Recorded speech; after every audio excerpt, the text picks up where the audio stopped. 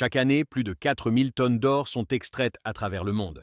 Ce volume est si considérable que, si l'on fondait toute cette quantité ensemble, on pourrait recouvrir d'une fine feuille dorée une surface de plusieurs kilomètres carrés. Cependant, au-delà de son éclat et de sa beauté intrinsèque, la véritable valeur de l'or réside dans le périple extraordinaire qu'il accomplit avant de parvenir entre nos mains.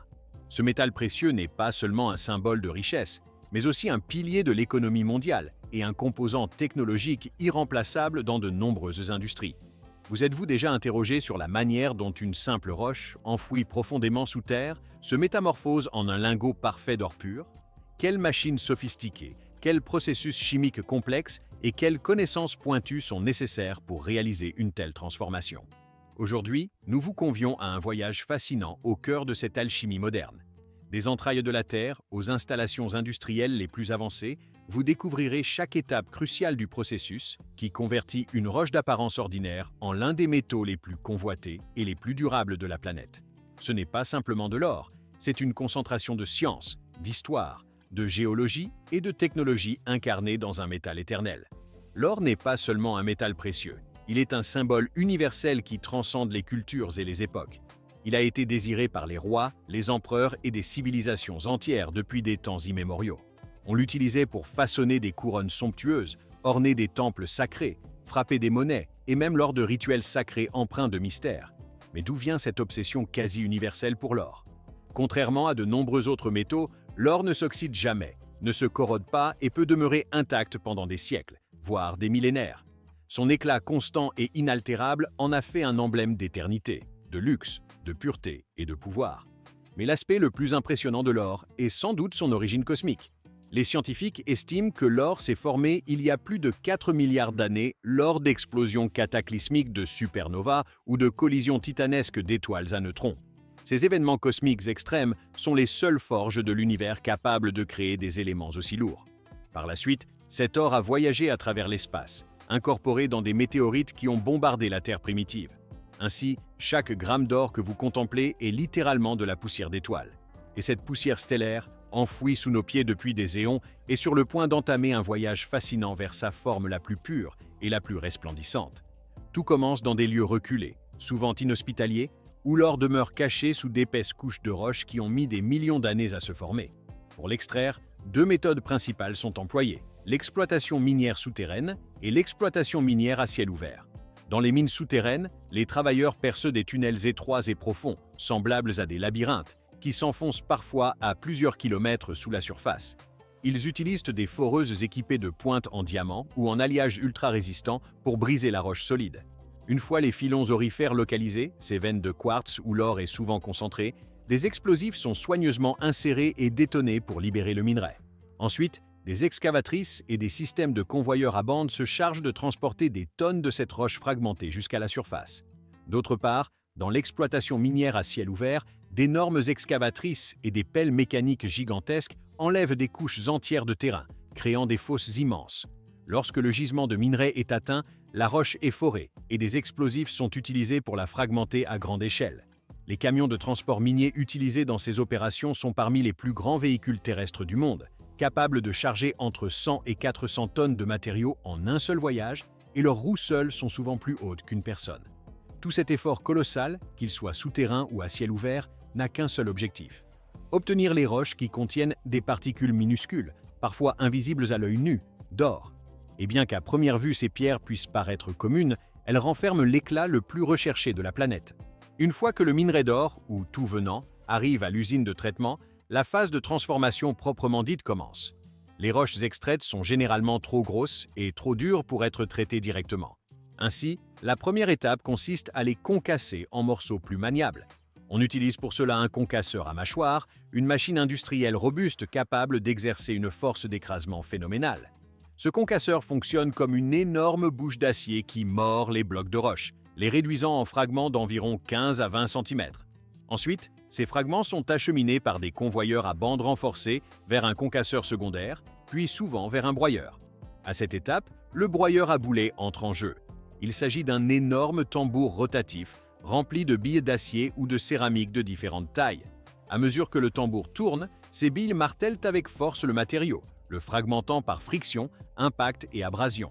À chaque rotation, les particules deviennent de plus en plus petites jusqu'à se transformer en une poudre fine et homogène, semblable à du sable ou de la farine. Ce processus est appelé la comminution. Mais le processus ne s'arrête pas là. Cette poudre est ensuite envoyée vers une machine de criblage vibratoire qui sépare les particules selon leur taille. Celles qui sont encore trop grosses retournent au broyeur pour un nouveau cycle, tandis que celles de taille adéquate avancent dans le processus. Cette étape de broyage et de criblage est essentielle, car plus la poudre est fine et uniforme, plus il sera facile et efficace d'extraire l'or pur lors des processus chimiques ultérieurs. Une fois que le minerai a été réduit en une poudre fine, une étape fondamentale commence, la séparation de l'or de la roche stérile, la gangue. Ce passage est souvent réalisé grâce à un processus appelé cyanuration, une technique chimique précise et hautement contrôlée, bien que controversée pour son impact environnemental si elle n'est pas gérée rigoureusement. La poudre de minerai est mélangée à de l'eau pour former une pulpe, puis introduite dans de grands réservoirs d'agitation où une solution diluée de cyanure de sodium ou de potassium est ajoutée. Cette substance chimique possède une propriété unique. Elle dissout sélectivement l'or et l'argent sans affecter la majorité des autres composants du minerai. Ainsi, l'or se libère de la roche et se mélange au liquide, créant une solution aurifère. Par la suite, cette solution riche en or passe par un processus de filtration ou de décantation, souvent en utilisant des filtres presse ou des épaississeurs qui retient les particules solides, les résidus de la roche, et laisse s'écouler la solution d'or dissous, désormais clarifiée. Ensuite, pour récupérer l'or de cette solution, on ajoute de la poudre de zinc. Le zinc, étant plus réactif que l'or, provoque une réaction de déplacement, sémentation. L'or précipite et reprend sa forme solide sous forme d'une poudre fine, tandis que le zinc se dissout à sa place. Mais à ce stade, l'or n'est toujours pas pur. Ce que l'on obtient est une masse métallique, un précipité, encore mélangé à d'autres métaux et impuretés. D'autres méthodes, comme l'adsorption sur charbon actif, procédé carbon in pulp ou carbon in leach, sont également largement utilisées pour extraire l'or de la solution de cyanure. Pour isoler l'or pur, ce précipité métallique est ensuite introduit dans un four de fusion à des températures dépassant les 1064 degrés Celsius, le point de fusion de l'or. Là, le métal fond complètement. Grâce aux différences de densité, les impuretés restantes, plus légères, flottent à la surface et forment une couche appelée l'étier ou scorie qui est soigneusement retirée. L'or liquide, brillant et dense, est alors versé avec précaution dans des moules, que ce soit de manière manuelle par des opérateurs expérimentés ou via des systèmes automatiques de haute précision. Cette étape de coulée est critique. Toute erreur, comme une vitesse de coulée inadéquate ou une température incorrecte, peut générer des bulles d'air, des inclusions ou des déformations dans les lingots. C'est ainsi que l'on obtient l'or brut, souvent sous forme de lingots appelés dorés, prêts à passer au niveau suivant de raffinage industriel pour atteindre des puretés encore plus élevées. Une fois que l'or a été fondu, sa forme liquide semble presque irréelle, un métal incandescent, dense et fluide, qui brille comme s'il avait une vie propre. Dans cette phase, chaque détail compte. Le versement de l'or en fusion dans les moules doit être effectué avec une extrême précision. Il existe deux méthodes principales, manuelle et automatique. Dans le processus manuel, l'opérateur utilise une louche spéciale résistante aux hautes températures ou un creuset muni d'un bec verseur réglable. L'or est versé lentement dans des moules, généralement en graphite, en raison de sa haute résistance thermique et de ses propriétés non adhérentes. Il faut assurer un flux constant pour éviter la formation de bulles d'air, d'imperfections ou de vide. Dans les systèmes automatiques, l'or liquide est dosé avec une exactitude millimétrique par des machines. Chaque moule reçoit la quantité exacte de métal pour assurer un poids uniforme dans les lingots finaux. C'est un balai mécanique synchronisé au millimètre près. Une fois remplis, les moules passent au système de refroidissement. Ici, différentes techniques peuvent être employées, des bains d'eau froide contrôlés, des surfaces dissipatrices de chaleur ou une ventilation forcée. Ce processus de refroidissement doit être suffisamment rapide pour stabiliser la structure cristalline de l'or, mais pas au point de générer des tensions internes qui pourraient fissurer ou endommager le lingot. Finalement, l'or se solidifie. Ce n'est plus un liquide brillant, mais un solide doré, dense et puissant. Le lingot est né. Une fois solidifiés, les lingots, qu'il s'agisse de dorés ou déjà d'une forme plus affinée, entrent dans la phase finale, la finition et le poinçonnage. Bien qu'ils aient déjà un aspect impressionnant, la touche de perfection est encore nécessaire, surtout pour les lingots destinés à l'investissement. Tout d'abord, ils sont inspectés un par un pour vérifier leur forme, leurs poids exacts et leur structure. Si nécessaire, les bords sont ébarbés ou rectifiés et les dimensions sont ajustées avec des machines de haute précision. Ensuite, Ils sont souvent polis soigneusement pour éliminer toute imperfection de surface et obtenir un brillant uniforme et professionnel. Après cela, une analyse de pureté rigoureuse est effectuée. On utilise des techniques comme la spectrométrie de fluorescence X, XRF, ou la coupellation, une méthode d'essai au feu ancestral, mais toujours très précise. Seuls les lingots qui dépassent un certain seuil de pureté, par exemple 99,5%, souvent pour les lingots dorés bruts, avancent. Ceux destinés à l'investissement ou aux réserves bancaires atteignent des puretés allant jusqu'à 49,99% ou même 59,99%, le plus haut niveau sur le marché. Finalement, les lingots conformes sont gravés, souvent au laser ou par frappe.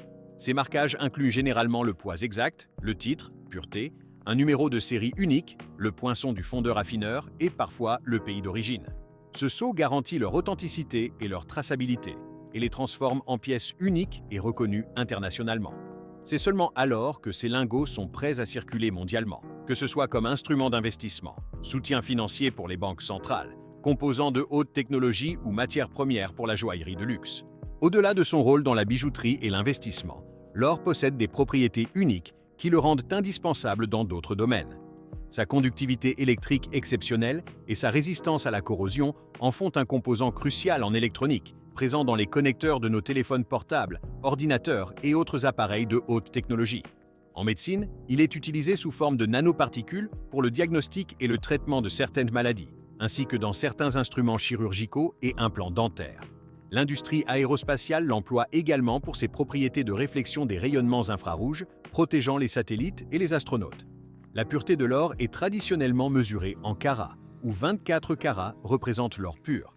Les alliages, comme l'or 18 carats, contenant 75% d'or pur, 14 carats, 58,3% d'or, ou 9 carats, 37,5% d'or, mélangés avec d'autres métaux comme le cuivre, l'argent ou le palladium, sont couramment utilisés en joaillerie pour augmenter la durabilité, la dureté et pour varier la couleur du métal.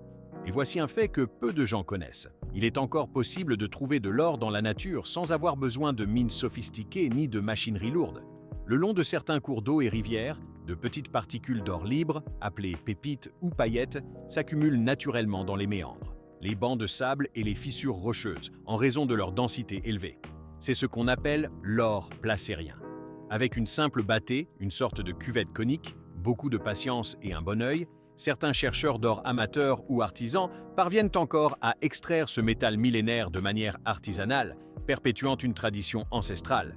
Ainsi s'achève le voyage de l'or, depuis les profondeurs obscures de la Terre, où il sommeillait depuis des millions d'années, jusqu'à sa transformation en un symbole éclatant de valeur, de pouvoir, de beauté éternelle et d'ingéniosité humaine. Si ce parcours détaillé à travers le monde de l'or vous a plu, n'hésitez pas à manifester votre appréciation, à vous abonner pour plus de contenu et à découvrir d'autres histoires fascinantes et souvent méconnues du monde qui nous entoure.